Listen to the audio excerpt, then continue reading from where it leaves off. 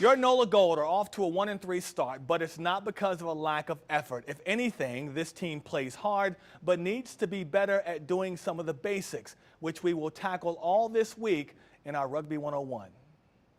Welcome to NOLA Gold Rugby 101, teaching you the game inside and out. Danny Lee, the head coach for the NOLA Gold, going to give us a few instructions today. First off, we're going to learn about the scrum, which is a very important part of the game. Yeah, exactly. It's all part and parcel with the game of rugby. It's a starting point in the game, so if the opposition turn the ball over or knock it on, we get to start with the ball. And in that situation, we start with what's called a scrum. 8v8, so 8 of our players versus 8 of the opposition players. And just like in the NFL, the lower you can get, the better, right? Pretty much with all contact sports, yeah. If you're the team that's the lowest, probably the most powerful, they can dominate the collision and dominate the set piece is pretty important for us. Let's get right to it. Matt Harmon, one of the players from NOLA Gold, going to demonstrate how to do a proper scrum. 3 in the front, 3 in the back, right, Matt? 3 in the front, 4 in the second row with an 8-man at the back. So the boys will lean into the scrum sled to show you the proper profile. Gentlemen.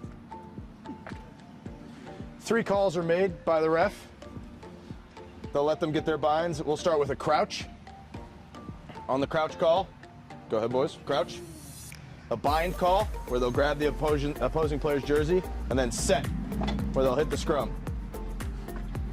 At that point, the ball is fed, and this team will try to push over to win possession of the ball. How do you determine which players go in the front?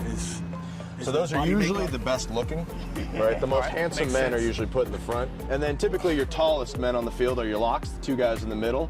The guys on the flanks, this handsome man right here, those will be your faster guys because they need to be able to get off and make a tackle. And your fastest guy is the last one? The guy in the back is usually a combination of big, tall, fast, just a stud. Obviously technique is the most important thing because this is a difficult sport. It's a physical sport, and to take the right proper techniques is important for safety. First and foremost is safety, and that's paramount in anything that we do in the game.